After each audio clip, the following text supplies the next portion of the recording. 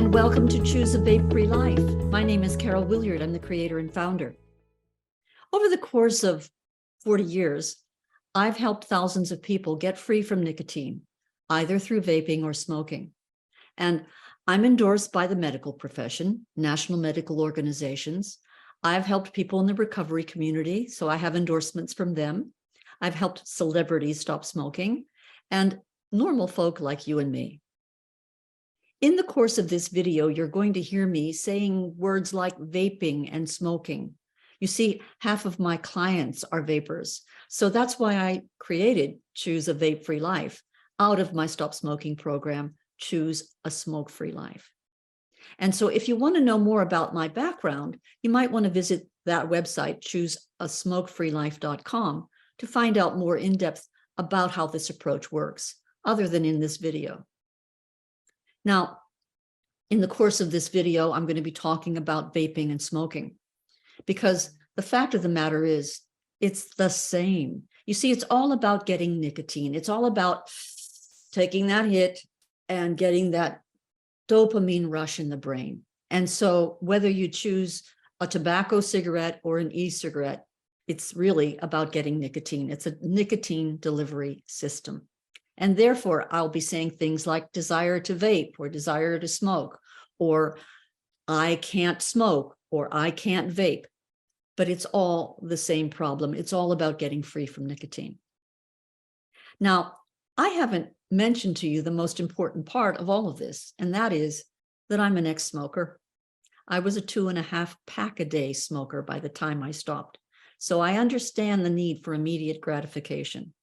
And I tried to stop smoking 8 times before I was successful. So I was pretty skeptical that there was anything out there that was going to truly be a lasting solution for me, because I could go for months without smoking, and yet I kept going back. So what was with that, right?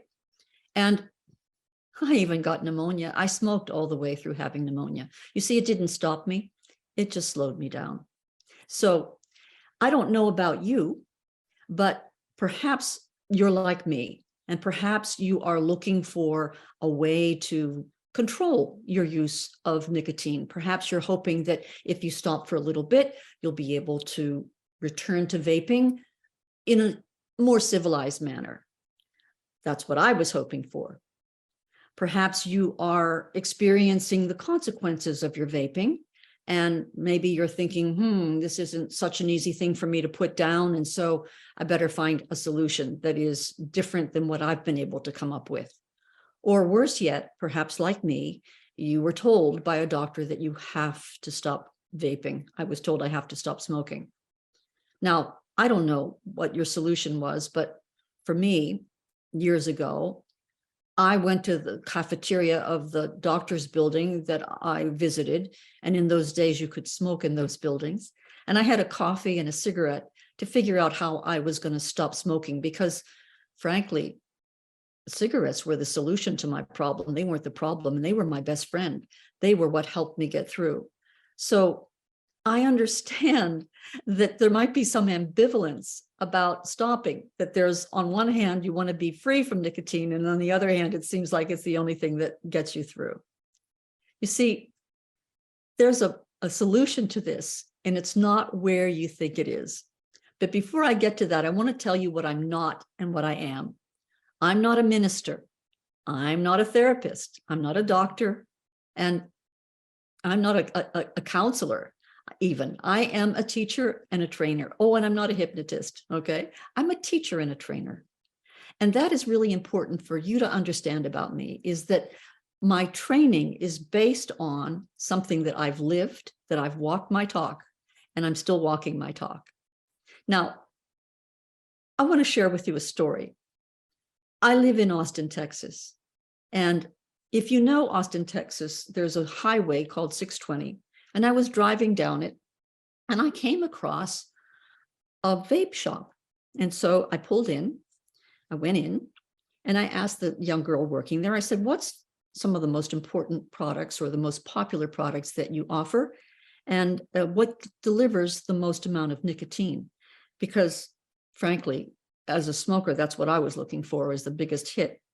And she led me to this particular brand. Now, I am not singling out this particular brand as the big enemy, because you know, all of the products that offer nicotine are not good for us. We know that, right? They say right on the package that nicotine is not good for you. It's addictive and can cause cancer and so forth. But so she led me to this product of Escobar's. And oh my goodness, the choices that I had. Oh my goodness. As a vapor, wow, you have amazing choices. And so I chose this flavor. I chose watermelon ice. And man, if I was vaping, this would be the one, right? Now, here's the cool thing about this. This looks really appealing to me. And I am so grateful that I have no desire, although it's appealing to me, I have no desire to trade the freedom that I feel and the peace that I feel for the enslavement to this. I can appreciate it, I can respect it, and I have the ability to choose a vape-free life. That's very different than where you're sitting right now, I understand. And so that is my goal here, is to help you find a pathway to having a vape-free life. So I'm about to now define the problem for you so that we can find a lasting solution based on a foundation of fact. So here we go. One of the best ways to define the nature of addiction is by drawing a graph that will show you where you fall on it as a vapor. Now, assuming that you are getting a desire to vape, where would you say the desire puts you on the graph? Well, let's do this. Let's start off at a place of relief. And let's say that you start to get an urge to vape. Does it take you towards pleasure, or does it take you towards discomfort? Now, most clients think that the urge to vape will take them towards pleasure, and the anticipation of getting that first hit, of course, that's a pleasurable experience. But here's my question. If you go without taking that hit, do you get more happy or do you get more uncomfortable? The fact is that the longer you go without nicotine, you start to get more and more and more uncomfortable, because why you're getting an urge to vape is because the nicotine is leaving your system. And so as it's leaving your system, your body is telling you it's time to get my hit. It's time to get my hit. So you finally don't wait for it to get down to -10 most of the time.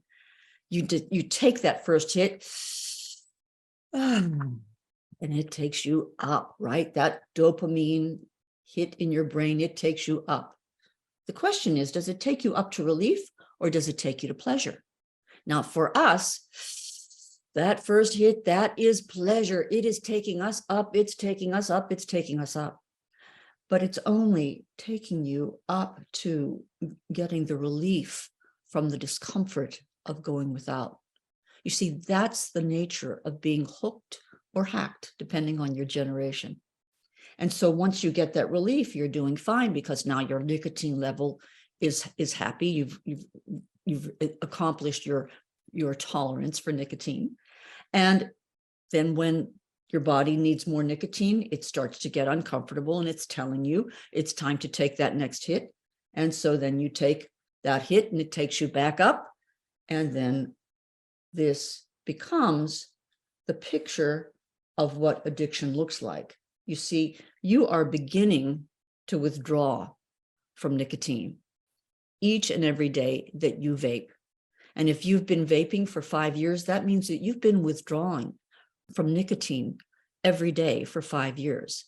And every day you take that first hit, it takes you back up to relief. And so you are moving from withdrawal, relief, withdrawal, relief, withdrawal, relief. That's the picture of what it means to be hooked. It's a sobering thought. You see, if you've been vaping for 5, 10 years, that means that you've been withdrawing every day for the past 5 or 10 years. And every time you take that hit, you are ending your withdrawal. And you're caught in a vice. And simultaneous to this, you have the wall of denial that says, No, it's not my problem. I don't vape like my friend. If I vape like my friend, I might have a problem.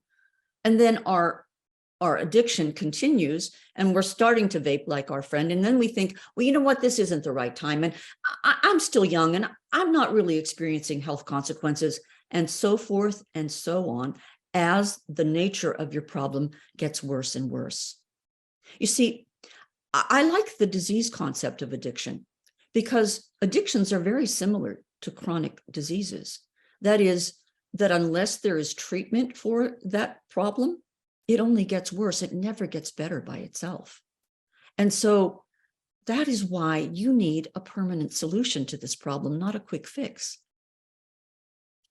I'm now going to talk with you about the big two problems that we have in the course of trying to get off nicotine. So I'm going to use the overhead again. The biggest obstacle to your success in stopping vaping is the experience of deprivation. Deprivation is that negative feeling where it looks like I can't vape anymore. I have to stop. And so what we do is we develop this negative self-talk that tells us we have no choice. And when we have no choice, we can only feel like a victim. And when we feel like a victim, it is not a pretty experience, because stopping begins to look like this.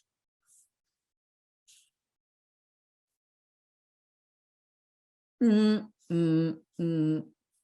in jail and you can't get to your vape. And this is where you really start to feel deprived. Now, if this was my method for helping you get free from nicotine, if I said, okay, it's time for you to get in jail, I'm going to take away your choice, I'm going to magically take it away, what would you start to experience? Pretty negative. You would start to feel, first of all, angry with me because I've taken away your choice. Okay. You would start to feel even rage, possibly, because you are out of control. Okay. You would start to feel anxiety about what's going to happen. Right? You would start to feel self-pity. For me, everybody else can vape, but not me. I can't vape. You might even feel obsessed about how you can get out of jail and get to your source of nicotine. Well, you can see that this is a very negative experience. And the problem with this is, although you've never been in jail when you've attempted to stop in the past, this is what stopping begins to feel like. You see, stopping becomes a punishment.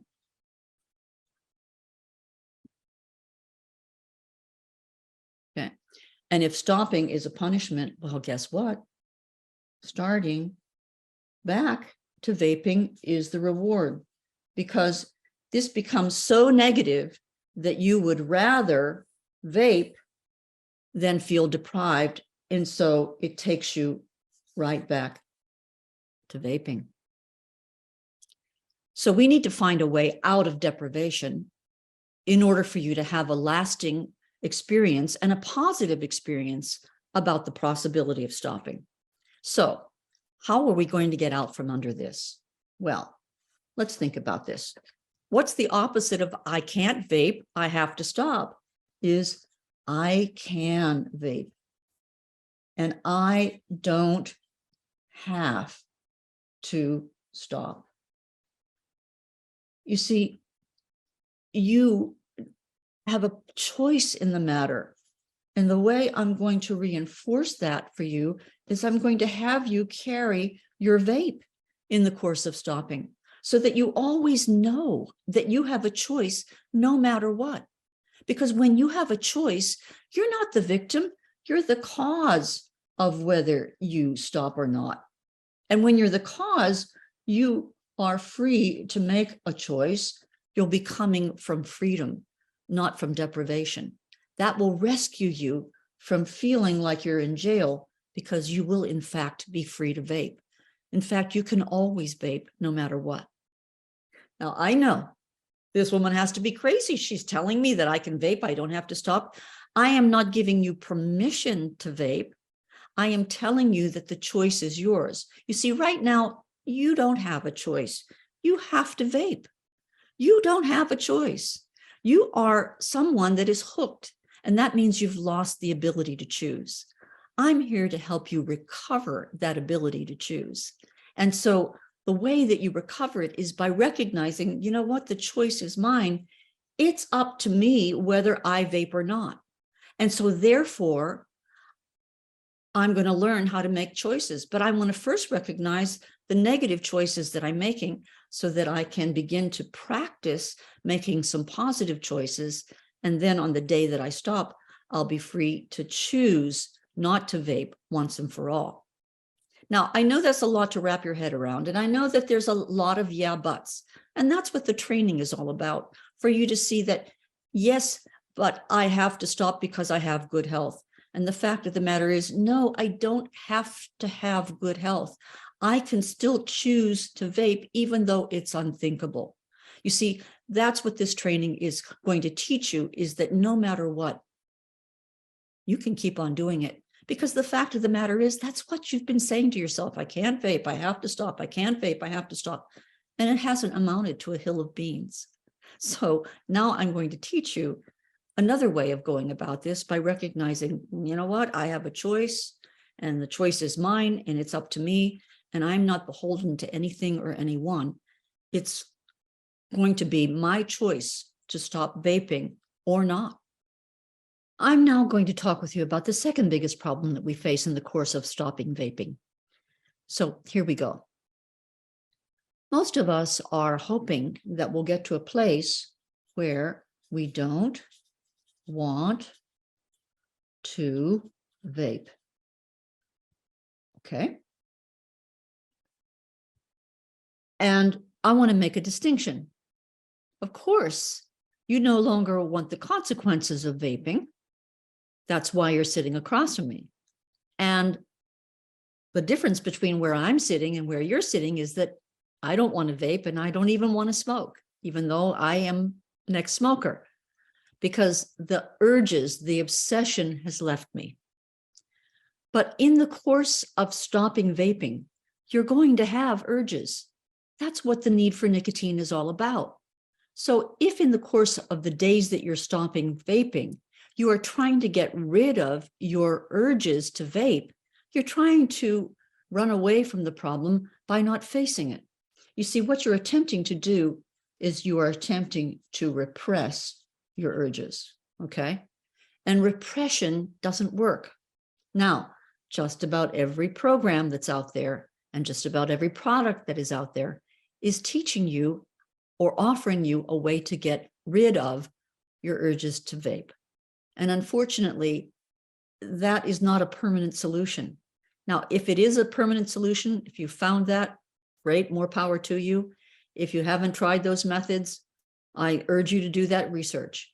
But if you've tried those methods and it hasn't worked for you, let me explain to you why.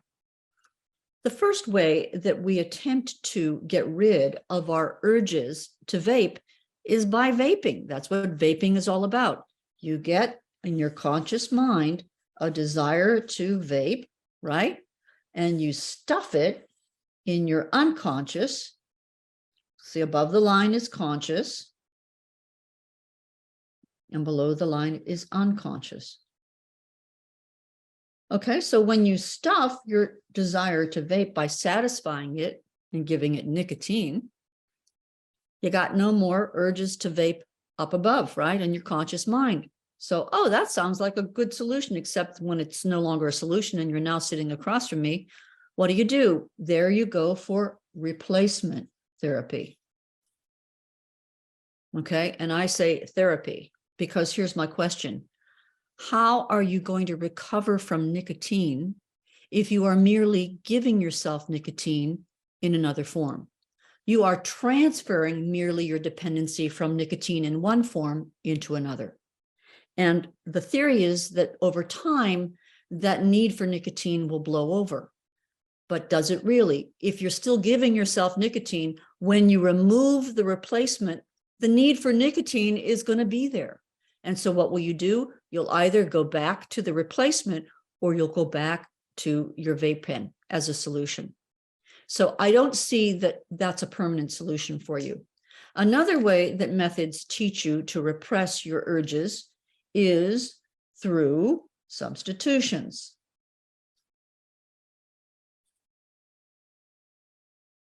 Okay, substituting something in place of the cigarette or the vape or the hit or the toke or the nicotine that you get one way or another. When you substitute, you are still vaping and smoking, except you're using the substitution. You're transferring your dependency from one form of satisfying your cravings into another. And when you substitute, every time you substitute, you build a time bomb here. So if every time, instead of taking a hit from your vape, you are popping a chocolate, you are now developing a dependency on chocolate. So what happens is that you start to develop a hunger, a false hunger for chocolate that you used to have for your nicotine in your vape, but now it's coming out as a desire for chocolates or sweets or anything to get rid of that craving, that craving. You see, you're developing a dependency in another way. And the problem with that is you end up a fat smoker because no amount of chocolate is really going to satisfy that addictive hunger that you have fed. Okay, so you end up thinking, well, this isn't working and I'm so edgy from the chocolate, I might as well go back to vaping. So you end up a fat vapor. Okay. Another way that we repress is by running from our urges, so we avoid. Avoidances, that's not very good. Avoidances, okay? Okay, and when we avoid, we are running from our triggers. Well, here's my problem. How are you going to get free from nicotine if every time you're having an urge to nicotine, you can't face it? You can't sit at the dinner table. You can't go to that party because there's those vapors that you typically vape with. You can't get in the car after work because that's the place where you typically vape. You see, if you're only learning to run from your urges, guess what? If you're not going to face them, it becomes a monster. And all of a sudden, those monster urges are chasing you and you dare not look at them because you're so afraid of them. Whereas I'm going to teach you to face those urges. And when you do, those urges become right-sized. And what you see is, oh, it's just an urge to vape. You see, here's the problem. It's not the fact that you want to vape that's the problem. The problem is you don't want to vape. Let me say that again. The problem isn't that you want to vape. The problem is you don't want to vape because you don't know how to deal with your urges to vape. And that's the problem. You see, you have this built-in negative attitude. And you are training yourself to say no and to build up your fear. And that's what makes it so much worse. You see, in the course of vaping and in the course of stopping, you're going to have urges. And most of your urges are going to come out within the first 48 hours of the course of your stopping. That's the physical part of it. But I'm sure you've gone for more than 48 hours, or maybe you haven't. You've seen other people go through the experience for over 48 hours, and then they go back to vaping. And why is that? They go back because they haven't trained their mind to deal with their urges. They've only learned how to run from them. So they have no skills. I'm here to give you some skills for dealing with the fact that you're going to want to vape and it's not going to be a big deal. So here's the solution. We know something that's true. We know that if you're going to be stopping vaping, you're going to want to vape. So this is the self-talk that we will be acknowledging is going on, you see? And what we're going to assume is a principle. The principle is what you resist persists. So what if we stop resisting the urges to vape and make space for them? What if we know that in your unconscious, you're going to have desires to vape? And we're going to make space for those urges by having desires to vape in your conscious mind. So this is the conscious, and this is the unconscious. Okay, and we're going to make space for those urges. In fact, we're going to learn to take a positive attitude towards those desires. But when you do that, when you make space for them, what's the problem? You're removing the problem. You see, the problem is that you've been resisting having urges to vape. And when you resist having urges to vape, you make them worse. Because not only are you having an urge, but I don't want to feel it. Oh, there it is again. Oh, not. And all you can do is obsess about the fact that you want to vape. Whereas if you make space for your urges to vape and you say, hey, you know what? Guess what? I want to vape. No big deal. I'm going to allow myself to experience it. I'm going to train myself that I'm going to open to this experience. What a novel idea. You see, I'm going to empower you to allow yourself to experience your urges to vape and not fall prey to them. And when you do that, you have a choice, and your choice will be empowering you to choose a vape-free life rather than to have to vape. Now, I have just outlined for you in the course of a few minutes, I'm going to stop this right now.